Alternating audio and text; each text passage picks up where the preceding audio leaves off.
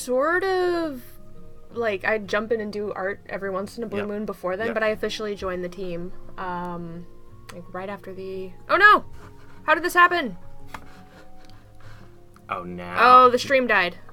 Oh, no. This is cool. Oh, it's fine now. So, I guess it did, in fact, decide to pause for some delicious advertising for Full Sail Studios? That's... neat. both interesting and cruel at the same time. Where did we leave off? Like, we don't know, because I think you guys got the ad at a different time that we got the ad. So, yeah. We were going through introductions and heartfelt sharings of things, and now you guys know a lot about Full Sail University, I guess. So you see us now, I hope. So, yeah, Allie's been...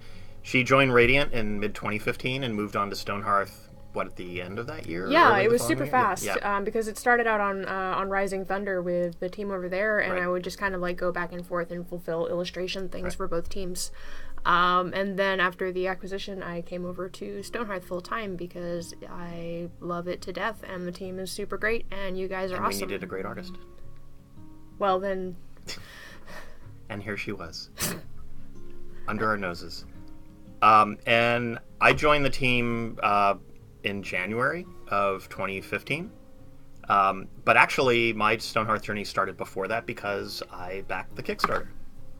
And was very enamored of the game at the Kickstarter. And several months later, I was introduced to Tom and Tony by a mutual friend. And I actually had a bit of a background in game development. Did the friend hear that you'd backed their Kickstarter, or was it just like serendipity? And it was total serendipity. This is great. We were talking, and he knew that I'd been involved with game development, and he said, "Oh, I should introduce you to Tom and Tony." And he started describing this game. He didn't say what the name was, and I said, "Oh, is that Stonehearth?" And he was like, "How do you know about Stonehearth?" Because it wasn't particularly well known at that point. And I said, "Well, I backed the Kickstarter." So was really pumped to meet Tom and Tony, and so I joined the team as the not engineer. Someone, I guess, had to be the not engineer. So yeah, Stonehearth is still to this day like a team pretty much mostly of engineers. Yeah. It says, "Can we full screen? Are we not full screen?" Are we not full screen? Oh, it's us talking. I see. Because we're talking, and okay, which of these magic buttons is the one that we... Webcam only? Both cams? Webcam? There we go. Oh, that's scary. No, go back. Anyway. Yeah. So, anyway, we've been involved with Stonehearth for a while. And today we're going to... Allie and I are going to walk a bit down memory lane and talk about some of the things that have happened during development and the Stonehearth journey as we've developed the game. And we're going to be on with you until 11 o'clock. And then we're going to explode. Yeah. It's going to be cool. Unless we have to go before then, in which case we'll... Oh, you meant just we'll explode. Yeah, I mean, the coffee machine was broken this morning, so... It's going to be fun. Yeah, we're under-caffeinated. Brace yourselves. Stephanie and Mally will be in from 11 to 1. And then Angela... Sorry. We can also talk about, like, what the itinerary actually is. Yeah. It says Best Pictures Ever with... Oh, no, that's... Ever with Stephanie and Luke. Yeah, so from 9 to 11, it's me and Brad talking about Stonehearth history. From 11 to 1, Stephanie and Luke allegedly are going to be talking to you about the best pictures ever. So, I mean, if they're not, you'd better let them know. 1 to 3, Angelo and Justin are doing mods galore. Probably going to be taking you through a bunch of really amazing things hatched by you and the community. Max and Mally at between the hours of 3 and 5 are going to be doing a modding Q&A. And then at 5 and 6, it just says Max and Nikki. So it's probably just going to be them in front of the camera, like just staring directly at you. And not saying anything. And not saying anything. It's going to be a piece of modern art, and you're going to remember it for the rest of your lives. And your souls will be seared. Yeah, you're going to, like, it's going to be an awakening. Between 6 and 7, all of us are going to come back together, and we're going to share with you some of our favorite memories from being on the team, from interacting with all of you, whether on the stream or just through the game, through this thing that has managed to somehow magically bring us all together for the past many years at this point. And for those of you who might be wondering, yes, Tom and Tony will be joining us at 6 o'clock. So make sure you come back for that. Okay, I will. Yeah. Well, we don't have a choice. But you should come back for that. So a couple of little housekeeping things. One is, as I mentioned, we pushed to 1.0 on Steam last night. We've been getting messages from some backers who, amazingly enough, still don't seem to have their keys, even though we've sent out multiple messages about how to get your keys. And we're sorting that through with Humble Bundle. We have those. You will be getting your keys. So if for some reason you are a backer and you still don't have your key after all this time or keys, please get in touch with us and we will handle that. The second little bit of news is that for those of you who have been asking about the Mac version, we're going to be making that available today. Ooh, today? Yes. Today. This is news to even me. Did and Angelo stay up all night for the past? Angelo has performed wizardry. He's a wizard. Along with Jack, yes. And so we do have that. It's going to be coming out on an unstable branch. Angelo will be on at 1, and he'll be providing more information about that. But we do have a Mac version. We've been playing that. It actually it seems to work pretty well. What we're still trying to figure out is, Mac has a bunch of different OSs, so we're trying to see exactly what the min spec is, which is why we're turning it loose on the unstable branch so that we can get reports from those of you who play on Macs to tell us what works and what doesn't work, but something to look forward to. And if you are a Mac player and you've been eagerly awaiting the Mac version, please tune in at 1 o'clock and blanket Angelo with your questions. That's awesome. Yeah. Holy cow. That's something that's been kind of cooking behind the scenes now for quite a while. Yeah. That's pretty darn neat.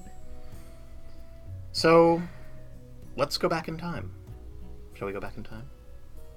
We don't have the wavy... I was trying to simulate it with my gestures. Just, use your imagination. I don't know.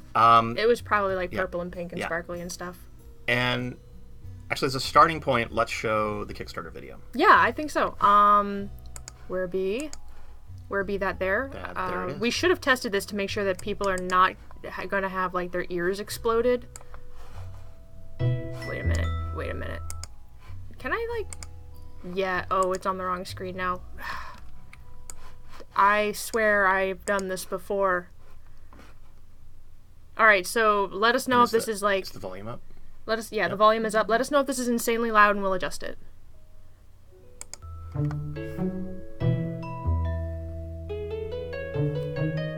Oh, they can't see us. It's okay. They can't see that. Oh. Wait, we don't need our faces for that. We just need the screen. Yes. Amazing! Yes, there we go.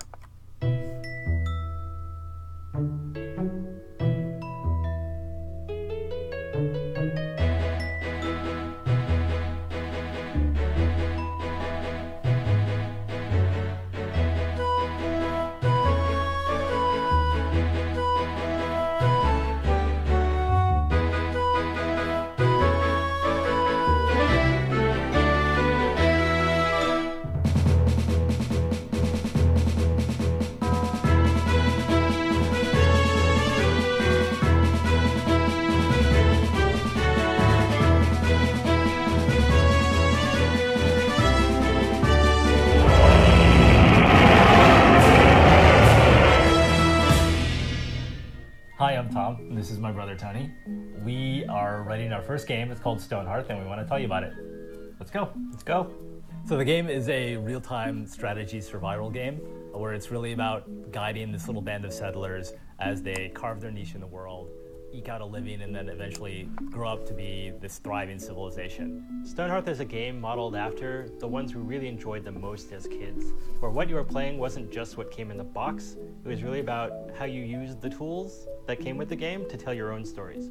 If you look at something like Lego or Dungeons and Dragons, the things that you could create on your own and with your friends and share with your friends were really much more powerful than just the thing you could build in the kit or the rules that were written in the module. So what we want to do is replicate that feeling in a digital game, where now it's not just sharing with the kid down the street, but sharing with the entire world. Do that, we're using a mix of randomly generated and handwritten content. The base world is randomly generated, stuff like continents, forests, mountains, and monster populations. Then on top of that, we sprinkle in a bunch of modules. A module is a scripted mini-adventure with characters, set pieces, and a goal. The NPCs in the module usually have a specific motivation, and their AIs can coordinate with each other to achieve their goals. We'll ship with tons of modules out of the box, but as a modder you'll be able to build your own too, and you can share those modules with everyone else playing the game. We want this huge, ever-expanding pool of modules from modders all over the world. As a player, you'll get to pick and choose what kind of new adventures you want, and each game will be different because of the randomly generated world. We want to make a game about storytelling, about exploring this rich world. And the more stories we can tell, the better the game is for everyone. So modability is super critical. We need to put the tools in the user's hands that let them expand the game beyond what we can provide. So the game is moddable top to bottom in terms of like the UI. You can add monsters, you can add new scripted adventures. It's really about not just us giving you a game and you playing it, but you taking that and twisting it up, mashing it up, doing what you want with it. When it comes to gameplay, we want to have lots of things to do and let you pick and choose from different kinds of play. And we want to encourage you to experiment, to have fun while you learn the rules of the system. The core of the game is crafting and building, which is about making the key strategic decisions that will determine the fate of your settlers. But we'll have lots of fun things to do on top of base city management.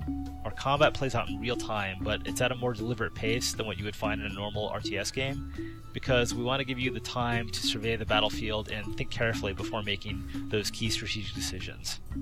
Farming is essentially a tile-based puzzle game, where your crops and the features of the landscape act as game pieces. We've actually prototyped mini-games for a lot of these things to make sure that they're fun and satisfying in and of themselves. We want you to have the flexibility to choose your own path and have fertile ground for tinkering and experimentation along the way.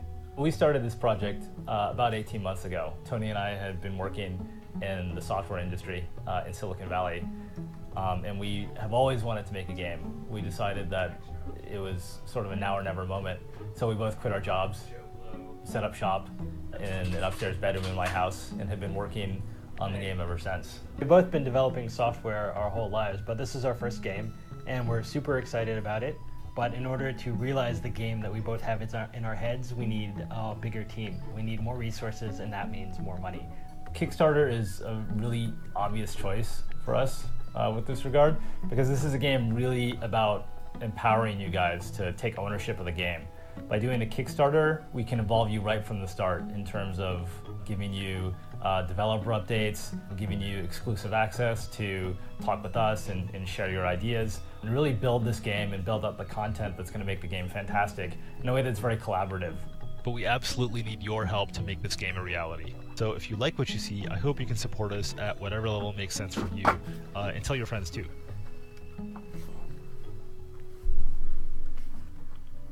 Okay. All right. And we're back. And we're back. Yeah. So, thought it would be fun to look at that for a couple of reasons. One is, I think it gives you an idea of both how different, but actually how very much alike what we've shipped and what was the concept are. That so the process of making games, there's no one way to make a game, right? I mean, it's, you can, some people have like a fully blown idea, some have teams of hundreds of people, which we did not have, but making a game or making a piece of art or writing a story or a novel, what you start out with is never what you end up with. And one of the tricky bits about Kickstarter is you're pretty much asked to explain what you're going to end up with in order to raise the money. And in truth, you really don't know. I mean, you have an idea, you have a concept, and that's why, Kickstarters are about backing ideas as opposed to specifics. And so, like you'll see in there that, there were certain things like the farming minigame, which I don't know why we thought that was a good idea in the first place, but I mean it's cute. It's cute as heck. It's like I every time I see the Kickstarter in particular, I'm just struck with just like, it's definitely like the dream mode of Stonehearth, right? It's like we're looking forward and we want like every corner and piece of this, like literally every corner and piece of it, from building to farming to combat to just you name it, is going to have like some kind of like little mini game to occupy you and to involve your attention. Right. But it's, as you go along, you find that some of the things that you thought were good ideas at the beginning turn out to be not such great ideas after all. Or they turn out to be really, really difficult to actually make, just in general. Like, we can talk a little bit about that later on, too. Right. But for, 99% of the games out there, you never see this process.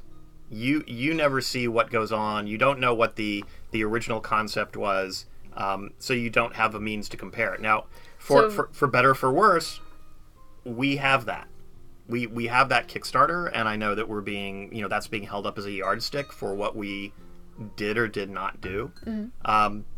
And I think it's fair, because we also chose, our path to making this game was to make the game on a stage under bright lights with all of you. So you saw everything all along the way. And again, typically you won't see that. And so, you don't see the moments for most games when they say, oh, remember that thing when we were sketching out the idea at the beginning? We're not going to do that piece. Or that moment when the team gathers around a whiteboard to talk about the Titan and realizes, oh, wow, it's actually really not fun to just watch your dudes cut at a thing's ankles and then have, literally no ramifications for everything else. Right. Yeah. You did not see the moment in God of War with the planting trees minigame? There, what? Just kidding. I mean, I don't know. Maybe, maybe they had one and they took that out, but you don't see that. And we chose, because we really think that, we wanted to remain focused on you, our players, and to have you be part of the journey and part of the input as we went along. And so, there's certain things that we put in the Kickstarter that we thought, hey, this would be pretty cool to do. And as players, especially, because it's we're players and enthusiasts of the game that we're making first, obviously. And going into it again, you can really feel that passion for all the things. It's like, man, if I'm going to play this, this 3D Dwarf Fortress SimCity-ish alike, I want to have all these, because wouldn't it be fun? Oh, hey, we should get the chat open, too. Yeah. Sorry. What am I doing? Yep. We need to pop this out. Oh, is it gonna blank it all out? I don't know. Oh, I don't want it to. It did. Okay, shoot. Yeah, okay. All right, sorry. This was my bad. I should have had this open in the first place. But anyway, so first, aspirationally looking forward, you as a player of these games, you want to think about all these things that, again, it's like, oh man, if only this one experience I had in Zelda also included the farming mini game to go again out on a hypothetical there. Now we have a chance to actually do that, and it's going to be so great. But then as you begin to iterate and as you begin to work forward on those things and bouncing it off of you guys and how we all actually end up playing the thing we're making, you start to find out just how these pieces actually fit together, where they push each other out, where they dilute the focus from things, or where something you didn't expect actually rises to the top. Stonehearth becoming this strange and sticky cozy story sim, for instance. When you watch the Kickstarter, I'm given the impression that the original vision had been to create something very much almost like a GMing situation, whereas you build these worlds and you build these modules and you share these adventures with your friends, and over time as we chipped away at Stonehearth, it became this canvas upon which these stories were born inside of them, and you just couldn't wait to share them with each other. And a lot of our development, especially in 2020, late 2017 into 2018, was very much about how do we make that attachment stronger? This quality that kind of rose up out of the game we were making. And it's this kind of iteration, when you don't see it, you just see a final product and you're like, okay, that's cool. But it's definitely challenging from the outset when you're having all these things happening kind of down the road and along the way, and you're also comparing that to the things that you said, oh, we're definitely going to do these things right at the outset. And it's certainly not to say that in a moment we look at the things that we can't actually wrangle into it and go, no, we're not doing that. In fact, a lot of the things that we couldn't quite make all the way are thought along. There are bits and bobs of them that exist. Yeah, I mean, there are even things, and we're going to talk a little bit in a while about, for example, Allie's Edge of the World studies. which I know we've talked about on stream before, but it's a good case study of how you explore something that actually may not explicitly make it into the game, but the process of going through it makes you think differently about how you move forward. So, for example, like when Stonehearth is originally conceived, it was a little bit The Sims, a little bit Lego. It was very much a building game, and a lot of the how the Kickstarter asks you to put in specifics, and so what we actually had was a collection of features, but they didn't necessarily hang together as a game. It took us a really long time to figure out, okay, what is actually the dominant framework that sticks this game together so that it's not just like, and you can build. Right. And you can fight things. Right. And part of the challenge was also that this was always intended to be a sandbox game, and another reason that we wanted to show the Kickstarter video was some people have said, particularly in Steam comments, like, oh, well, now you're just throwing the game at the community and telling them to mod it, and you're running away. And that's actually not true. I mean, if you look at the Kickstarter video, a pretty hefty chunk of the Kickstarter video is devoted to discussing the modability of the game. The game was always meant to be a platform for your creativity. Whether you wanted to just add like little visual elements, or if you wanted to tell stories, or add, big chunks like, the way that we chose to introduce festivals was we did one ourselves, which was the initial Candledark, but then working collaboratively with people from the community, and so shout out to Froggy and Repeat Pan here for doing more, creating Frost Feast, and also continuing to carry the torch, as it were, for Candledark. So modability was always sort of job one. What we were creating was a foundation for your creativity as much as it was to have a closed off story that you just went through on rails. I mean, in fact, modability even became kind of a silent pillar of art again during our massive exploration, like suss out what this hidden gem we've got in here. We did a lot of artwork studies and passes about, and we shared some of them on the stream too. I can actually open them up. I don't have to just talk about them. Let me find the VizDev folder. But just speaking to how important it was to us to preserve the community and the player's ability to easily add content to the game. Where did I go? It's hard to talk and navigate this stuff at the same time. While you're doing that, I'm going to open the donuts. And here we go. Cool. So this is a folder full of things that are extremely near and dear to my heart, and just to kind of go back and talk a bit to talk a bit in depth about just how much that ends up. Donuts? What? Oh, thanks. Guest appearance. It's hey, an guys. Angelo. Hi. You have a donut. Yeah. Okay. Bye. Have fun. Okay. We like donuts. What was I saying? I Neat. Right. So we were talking about want a no, I really don't. I'm trying to quit. But the importance again of modability to Stonehearth came back around even as we were like really diving into exploring the art style, because again we were kind of zeroing in on this like this feeling of coziness, this feeling of quaintness, and really trying to like start creating that visual contrast like within the artwork of the game, starting to like experiment with like, oh, if we started to break out of a purely voxel style, because we knew like we want the player to be able to continue to build voxel houses, and we knew that to an extent the terrain needed to remain in like that ratio that we had it in, so that all this stuff was still going to be like workable and doable. But if we started experimenting with those shapes, if we started like mixing in things that were not like voxel assets, and we spent a bunch of time like doing all of these in-depth studies, like the bedroom and the workshop, to again see how that mix and match, like very simple, very soft, but really like ramping up the tone of the piece. From interiors to exteriors, like how that would manifest in the landscape with like different shaped trees and different shaped plants.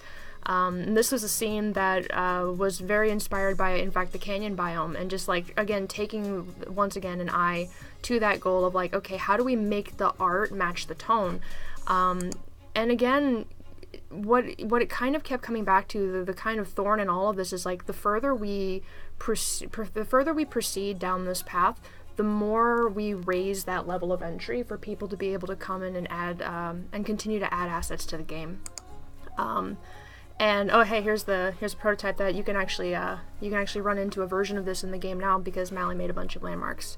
And what we ended up doing was kind of coming away from these and really just focusing on how it is we can polish the game as what it was, instead of trying to change it so much in these other directions.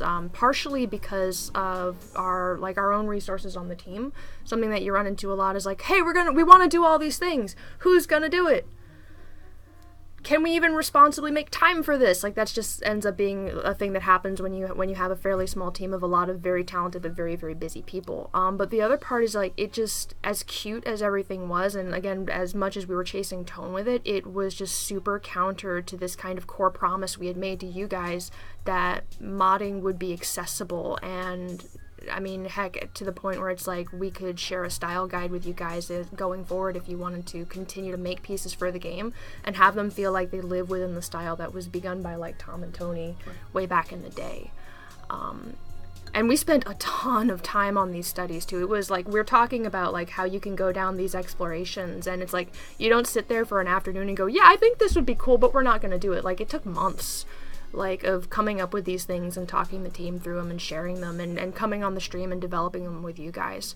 But in the end, like, we always have to come back to kind of like our core intentions with the game, and modability has always been a very, very powerful promise. Right. And that was, as we said, that was there from the beginning. That was sort of like job one with the Kickstarter. Was it was a platform, and one of the inspirations for the game in many ways was Lego. And speaking from experience, because I was curious when you mentioned, like, you found Stonehearth as a backer of the Kickstarter. Was it because of Lego, or was it like what? It actually had nothing to do with At the time, I was at Roblox, which is which is actually a similar sort of online voxel building game. But I was at Lego for several years, and among other things, managed the video game group there. So, so a lot of the early Lego video games, up to and including Lego Star Wars. But the trick about Lego is, and we always wrestled with this over the bricks themselves, is that what Lego really is it's a system. It's a platform. Mm-hmm. That all of the elements, they fit together and you can do anything with them. And of course, Lego introduced themes, so they had city and pirates and space, and later on licenses, like Star Wars and Harry Potter. But ultimately, the joy of Lego is actually not necessarily building the things according to the instructions, where the analog would be playing the game with the storyline that's built into the game, but rather taking everything apart and putting it together the way that you want to. And we used to call it's like DNA for your imagination. Mm-hmm. Like, you could... The most fun with Lego is taking like a big bucket of bricks and spilling it out on the floor, and not seeing a pile of bricks, but seeing... I see a castle, and I'm going to make the castle that I want to make.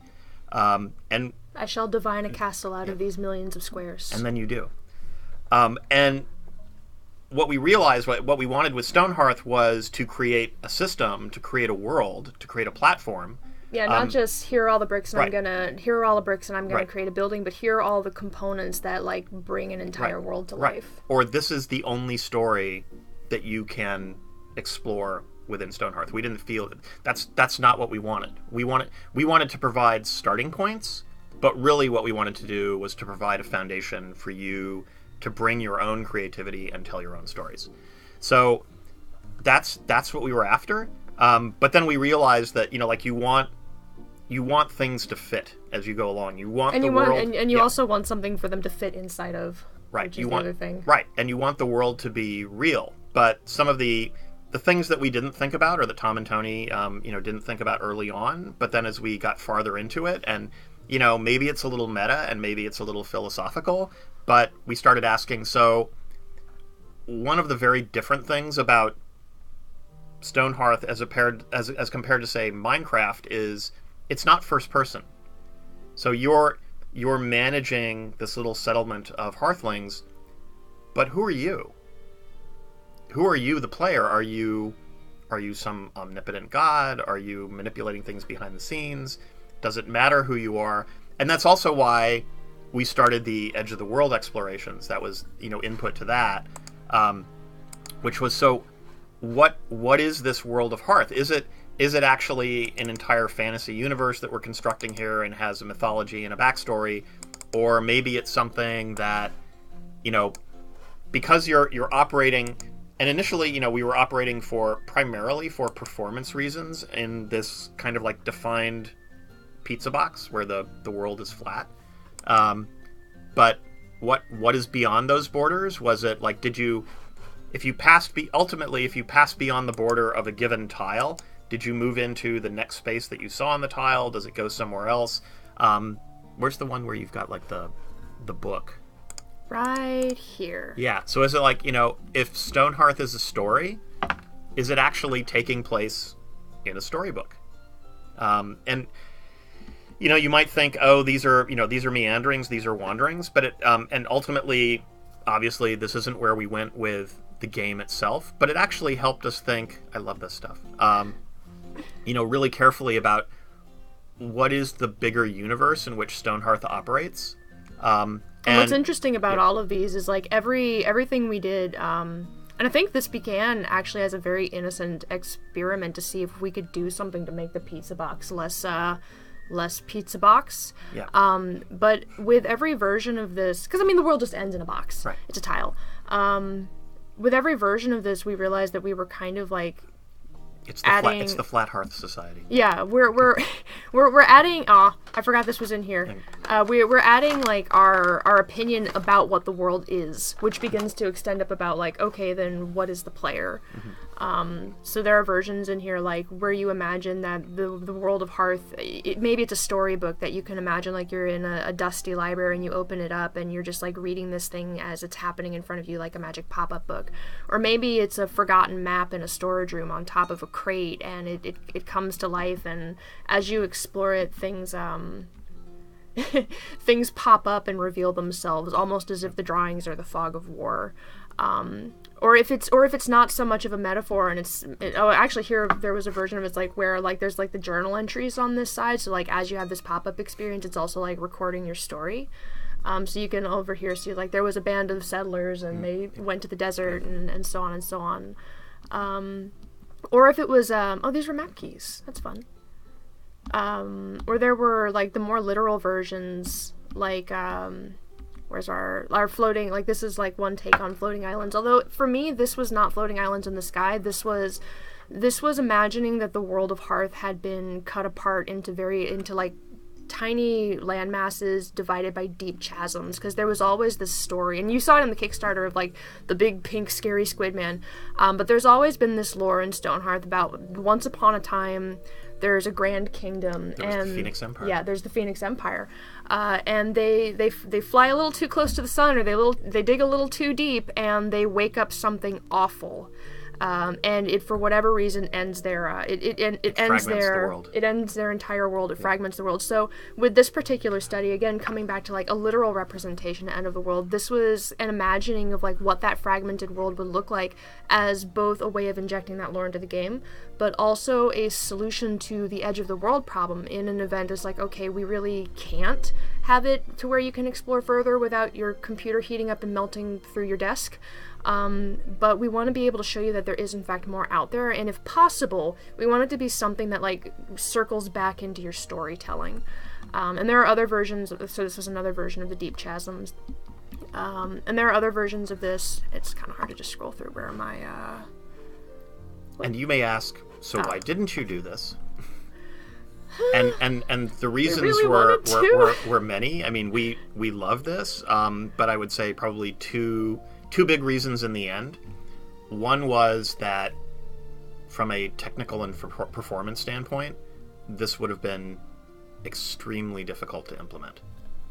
And then the other piece was there was a debate of like, are we going too far defining this? In other words, if we want people to kind of bring whatever they want to the game, are we putting too much of a structure on things that if we showed this to you so that like if you choose to imagine this is how Hearth is, you are free to do so. But if that wasn't your conception of it, would we have gone too far? Would we have not gone too far? We had some discussions around that, but this is part of the process of making a game. Is like there are a lot of what ifs. Yeah, and especially when we had like this kind of core idea of making a world that you could make your own, that you could hatch your own stories, and like there's always a fear of being too opinionated, but at the same time you have to balance it with being just opinionated enough to make the world fun to engage with. I mean, otherwise it's just kind of like right. Yeah. I mean, that's not to say that we always we opted to do the things that would allow only the community to bring what they wanted to it. We do and did have a vision honestly, for though, the game. as much as possible. Yeah. But there were things that we realized as we went along that we do have a strong conception of what Hearth is and what Stonehearth ought to be. But it's also important because like we're inventing, at least like boxed with the game, outside of the encounters that you dream up yourself. We're inventing like little societies of people that come and ask you for 5,000 doors, and hidden clans of rabbit folk who have been living in exile for cycles. And it's like, if we're not opinionated at all about these things and they just like show up and go, I'm a bunny, you're like, well, cool, you want some carrots? Versus like actually like trying to build in just enough of a story there to make that not so heavy-handed that it takes over your telling, but interesting enough to like get you to like buy in. It's like, man, these goblins, what are they even going to do with all these doors? Oh my gosh, they're fighting me again. Or oh my gosh, here comes another rabbit person, what can I do to help? It's like you actually have that reaction. It's not just pure random land. Right. I mean, so as an example of like we introduced the goblins, and you expected the goblins to behave a certain way, but one of my favorite things the goblins ever did was not something that we did, but actually something that came out in Frostfeast when you had the decorations, the goblins, when the goblin camp. I don't have the Frostfeast art. Yeah. Do we have that? Can we find it? We can actually probably find it on the website. Probably. I'll look. You talk. Yeah.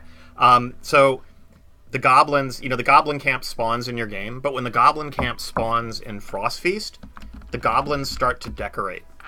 And they're kind of like that really annoying neighbor at Christmas who totally over-decorates their house. Like, they put up all sorts of lights and the inflatable Santa and the reindeer and everything, and you're like, oh god, I have to drive by this every day.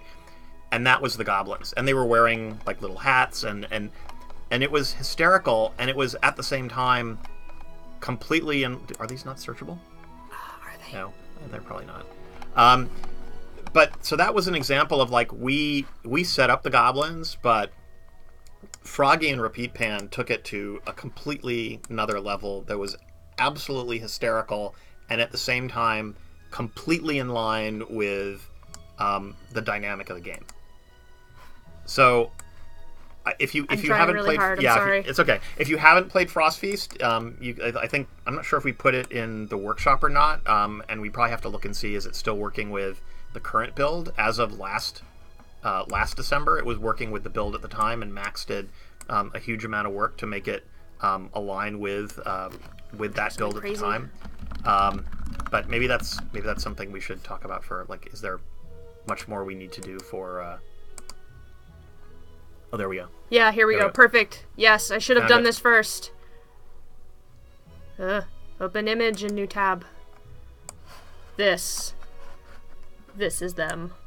They're beautiful. It was wonderful. This one is Rudolph. Yeah, he has a little Rudolph nose, and they all have like little hats. Some of them have like little reindeer hats. Like, what's great about this is like you're freezing to death and everybody is sick, and you're like having this like epic like winter adventure, and there's presents and cultists, and it's crazy. And then you look over the tree line and the goblins are just like, I don't know, having their little holidazzle. Yeah. But again, I think this is a great example of like, we took it to the point where we thought it was appropriate, but the community does so much more. Likewise, it's sort of like, again, when you look back at, they call them promises in Kickstarters or stretch more goals. Winter friends. Oh yeah, those are the winter cultists. That you put these things out there, but at least as far as games are concerned, they are less goals or promises than they are in many cases what ifs. Like when you're initially developing the concept for the game, you want to be able to say, this could be cool, but you actually reach a certain point in development where you realize that it doesn't fit. And so of the things that were left undone from the Kickstarter, what was it? Oh, yeah. Adorable. Yes, I just yes, wanted to share yeah. it. That, pirates, ninjas, and politicians. Allie was saying earlier, it's like even when the Kickstarter was going on, she was looking at that and saying, what's that? I didn't even know what that was for the longest. But I was late to the party compared to Brad, so I didn't have the logic for what pirates, ninjas, and politicians were supposed to even do. But I remember, like, even the first time I read that line and everything I understood about Stonehearth at the time, I was just like, how is this a thing? Yeah. So we could have made, a pirate group, a ninja group, and politicians group, and it would have been like they walked out of an entirely different game or movie. It did not fit. And so there were a couple of things that, yes, they were in there as Kickstarter stretch goals, and as we went along, we realized, and I think Stephanie put this in a... Well, I think there was just, I think there was just flat out no way to know how well it was going to fit at the time. Like, when so many things were still you don't know that. board. Remember at the beginning, what we had was, a concept, some ideas, farming minigames, but no, you don't know how the game itself is going to play out. So as you go along, you find that actually this doesn't fit. Likewise, alternate planes. It's sort of like we looked and it's like, well, what would alternate planes be? Would it be, and we had a lot of what ifs for this. It was like, part of the edge of the world thing is that like you reach the edge of the world. And that began raising all kinds of questions. Like, do you embark to those other things? Are those islands other players? Like, what does that even mean in this space? Right. And so, bad on us for maybe, you put things in for the Kickstarter because you think there are things that you want to explore, and at least in the initial concept, they fit, and then you find out that they don't fit. But the thing that's super confusing and terrible about it is that it takes years to figure that out. Yeah. It's like when you, I know when you start a drawing, I can speak a lot more to that. Like, you'll have thumbnails and you'll have all kinds of things, and you can be crazy meticulous. You can take that thumbnail and you can like blow it up and make sure you trace it exactly so that your sketch is exactly that composition, and then you can blow that up and trace it exactly so that your line art follows the exact sketch, and what you end up with ends up being like really strangled and forced. The creative process is actually a lot more like you start with something, and as you're working on it, you have a dialogue with it. And with Stonehearth, that dialogue was further expanded by the fact that we were like all eyes and ears on you the entire time as well. So like seeing how you guys are playing the game and hearing about like what it is you were doing with it and reading about your own adventures and additions and mods and all those things, that further like comes back to us and goes, we should enable more of this, or wow, we are not focusing on the right thing with this feature that we're doing over here. We have like this three-way feedback between like what we're trying to make the game, what the game is actually becoming, and then actual like, hey, here are how people are really playing the game, never mind our intentions and impressions of it. Yeah, just to jump to the chat for a little bit, because we haven't been paying attention to that, but Karen I says, over the course of any game's development, things get cut that are no longer fit the design. This is good developing. Sadly, with Kickstarter, these things are publicly promised already and will evoke a backlash when cut out over the development cycle. That's absolutely true. That's really... I think you said it better than we did. No matter what happens, that's just how it is. Stuff falls out, and making a game is different from saying like, oh, I'm kickstarting my ceramic teapot, and here's what the ceramic teapot looks like, and I already have a prototype. Games are different. Movies are different. Things that are, that get developed over time. Again, it's, sort of avoiding feature creep or avoiding things that don't fit. And, Boss Constructor, I know you said, I guess the Linux port didn't fit your artistic vision. No, it actually did. And that's why we've said, if you back for Linux, you can, send us a note, and we will refund that, because that's the one piece of everything that we feel like, we really wanted to do this. And this is also one of the challenges of, we chose, and if we had to do it all over again, we wouldn't, but we built our own engine. I mean, and also it's another one that Boss Constructor said is, well, as far as I know, they didn't do the research to figure out if it's feasible before promising it. So I've heard tell that when the Kickstarter was first pitched, what was the initial expectation of when everybody was going to be done? Like, it was some insanely short period of time. Oh yeah, right? it was like it was the end of 2014. Yeah, so like there was a lot of confidence going into it, in fact, and it just, the entire process of going into it, when you actually start putting those pieces together and realizing, yeah, it is bigger than I thought it was. Like, that happens. Yeah, I mean, so a little word of caution. I mean, as somebody who's been in game development for a long time and now have been through with this Kickstarter and other things, if leaving aside whether they've made a game before or not, if all they have is a concept and like the game is actually not well underway, anybody who's going to tell you that they're going to deliver a complete game in a year is wrong. You're just not. And it was, that, and Tom and Tony and Stephanie will tell you now, it's like, yeah, we hadn't built a game before. They'd made software, absolutely. But making a game is different because there are a lot of choices that are made along the way. It's not like having the spec up front and then executing against the spec. It's a maze of twisty passages all alike. Well, I think again, though, Yeah. it's like you go in with everything that you do know, and as it changes as you work on it too, like you're gonna find out more than you ever bargained for. Right. That plate was piled pretty darn high. Right. And I think, another sort of maybe kind of like bad simile here is, so Michelangelo was once asked how he made David. And Michelangelo's David, which is in Florence. And he said, I took a block of marble and I removed everything that wasn't David. And that's kind of like what getting to a game is like. And you go along, and there were pieces of this that we thought fit, but they weren't Stonehearth.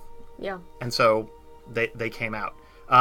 Another one, and I think this is also important because it helps to shine a light on the role the community plays in this, is that in the Kickstarter we talked about having player versus player city raids and and having PvP. And when we reached a point where we were thinking about how do we do that, we actually started a lot of discussions with players. And I remember we went to PAX in Seattle in September of 2015, and it was before we were acquired by Riot. So we had this little booth in the Indie Mega Booth area at PAX, for those of you who've been there. I remember this. Okay, yeah. And this was before I was on the team. Yeah.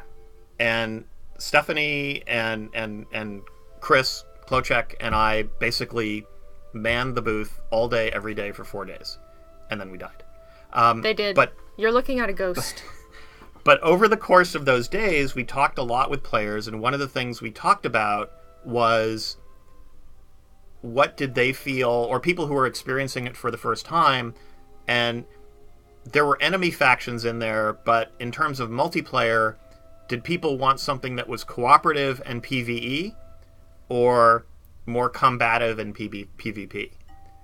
And almost universally, people said, there's a lot of PvP out there. Like, there are a lot of games that I can pick where I can fight with other people, other players. But the cooperative building seemed to actually appeal to people's appetite much more. And as we went along, we also realized that the world, as we were trying to construct it for Hearth, this was about a group of settlers that are setting out to both conquer the environment around them, and yes, they're going to be dealing with enemies, initially the goblins and on and on, but adding that element of PvP seemed like a sour note in terms of what we wanted to make, and that was our strong feeling, but it was confirmed by the discussions that we had with the community, and we continued going down that path, and we didn't throw PvP entirely away, but we did start talking to the community on streams and things about, like, we really feel that multiplayer in Stonehearth is going to be about cooperative multiplayer. Well, it was also like emergent in playtests and things like this too. Like, we couldn't come up with this solution by ourselves in a circle. Even like the very first time we switched on multiplayer and 8 of us jumped into a world together, like there were shenanigans and mischief, but a lot of it was just like the joy of being able to build in a space where you can see your friends.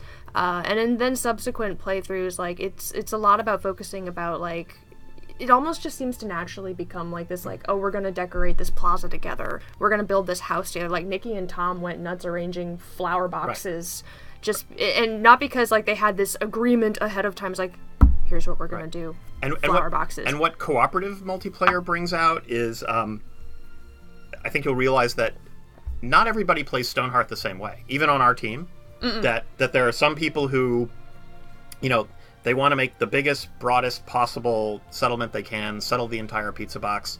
I once built, you know, a settlement. Yeah, that, you did. Yeah, it actually ran for a full Hearth year. I think it was like 70 Hearthlings or something like that. No, it was getting kind of boggy. Did you run this on a spaceship? Yeah, it was one of our higher performing machines. But spread out. But I also didn't go heavily into detail on a lot of the buildings. Other people, I mean, if you look at like say Kythandra, who does some of the most spectacular buildings that you'll ever want to see, or Michael Handy, who I think is still on the stream. Hey, Michael. Really, really focus on their building and the detail in building, and not just what it looks like on the outside, but what it's like on the inside. I mean, they really think about literally the interior life of the Hearthlings. And these things are so you had people like, you know, Nikki and Tom going together, and they're building, you know, one person is doing the building, but another person is doing the decorating, because that's the thing that really excites them. Somebody else maybe, you know, some people build up an army. Some people specialize in weaving. Yeah, some people build up. I did that in one place. I once did an entire town that had no soldiers. It was a crafting village. Everybody died when when it came time to actually have soldiers. But it's just like you can play this game a bunch of different ways, and that is true of most creative platforms. And one of the things that we thought was really terrific about Stonehearth was it was a system, it was a platform like Lego. I mean, Lego has there's no one way to play with Lego. That, you know, when I was there, we used to talk about who are the types of kids and adults who play with Lego. What are their motivations? There are some people who only ever build exactly what's in the instructions. That's the only way they do it. They don't look at it as like, you know, there are some people who maybe they'll build the thing in the instructions and then they'll immediately shred it apart and build their own thing. There are other people who they build and then they use what they've built to role play, to tell the story. There are other people who build and put it up on a shelf to display. So there's no one right way, and there is no one single way to play with Lego, and there is no right way or no single way to go about Stonehearth. And what we saw in multiplayer was bringing those different play styles together was actually a lot more powerful than having to build up an army and go and hammer on somebody else. Yeah, because as soon as the game is about kicking over your opponent's sandcastle, that's kind of all the game becomes about. Whereas with the type of multiplayer we ended up spinning up, it was with the intention of like creating a space where everybody could be exactly the kind of player they were in a way that ended up helping each other. Right. So, you know, that's why PvP went out. You know, it was in there, and again, people say, "Oh, well, they didn't satisfy their promises," and again, it's you know, how do you think about Kickstarter? Is Kickstarter, are you supporting an idea with the understanding that the idea itself grows and changes and evolves over time? We really feel strongly that what we've delivered is very much not just in the spirit, but mostly, you know, most of the letter of what Stonehearth was meant to be at the Kickstarter. And the things that we didn't, as Stephanie has mentioned, like some of the people from the team are moving on to other things. But there are a couple of things that we'd like to see in the game, but we focused on the things that only we could do, really. That our team has the expertise to focus on. And so that was why, you know, what you've seen in the past few days, making sure we've got multiplayer right, continuing to work on performance. There'll be, you know, a little bit more content that comes as well. Doing the mat port. Linux was one where we really wanted to do that, and we, the initial thought was that Mac and Linux are kind of within shouting distance of each other from an operating system standpoint. But it turned out that there were some specific aspects of Linux that were more challenging. I don't want to say never. Angelo is hopeful that maybe, it is possible, but it's not something we're going to do. Certainly it's not in 1.0, and it's not something we can promise for 1.1, which is why we're turning around and saying, if you backed because you play on Linux, let us know. But some of the other things like dwarves, that was our last stretch goal in the Kickstarter. Dwarves as a playable race, that was very exciting to me as a Kickstarter backer. I know it was exciting to many of you. You had visions in your head of making Moria, and that would be insanely cool. But that's actually something that, you don't need us for. But there is actually a team now, the ACE team. What is it? It's the Authorized Community Edition. Yeah, I that's believe. it. Yeah. I was stuck on the A. And so there's a team coming together, and we're giving them as much support as we can in terms of whatever, making like it resources happen. and feedback and where we can spare it. Right. And so we're really excited to see what they do. But dwarves are the kind of thing, just as with, say, like Frost Feast. But there have been other modders who have created new races or new classes. Mm-hmm. Dwarves are another class, and the rigs exist for them, and some of the art exists for them. So we're gonna I think actually like Tom's models are running around somewhere. Yeah. But... So we're gonna provide as much as we can to the community. So we focused on of the things that were kind of, call it, left undone. Yes, we did take out the ones that we really just felt were not Stonehearth. They needed to be carved away. But at the same time, some of the things like dwarves, there's also the animal trainer and the magma smith, which we wrestled with, and we talked about it conceptually, and a lot of what was originally imagined for the animal trainer, Morgan actually did a lot of work on creating the animal trainer. But what we realized was a lot of the functionality of the animal trainer ended up getting subsumed by the shepherd and the trapper. And so making a good case for the animal trainer, which is much more difficult. The magma smith was something that also got some bits of it got caught up in the geomancer and some of it in the blacksmith. Well, they also really fit the dwarves. Yeah. So did you ever find the doodles for? Oh yeah, I did. Yeah. I did. So where did I put it? Is the better question. Let's see. I think the only so this is actually kind of fun. Let me see if I can pull this up. This is going to be in a couple of different folders, and unfortunately I can't just tab them all out, can I? So I do believe, unless I'm very much mistaken, this fellow on the loading screen here was a stab at a magma smith from 100 billion years ago by Tom Cannon. You can tell because it says magma smith right here. I have eyeballs. I think that was our first clue. But it also has the awesome belt buckle here with the erupting volcano. We should all be thankful for volcanoes, I guess. I love this sad cloud tattoo, by the way, on his arm. It's so super badass and stuff.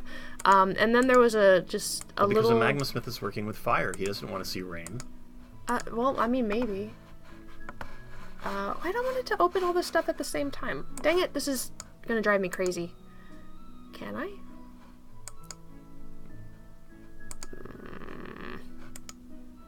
This is really annoying.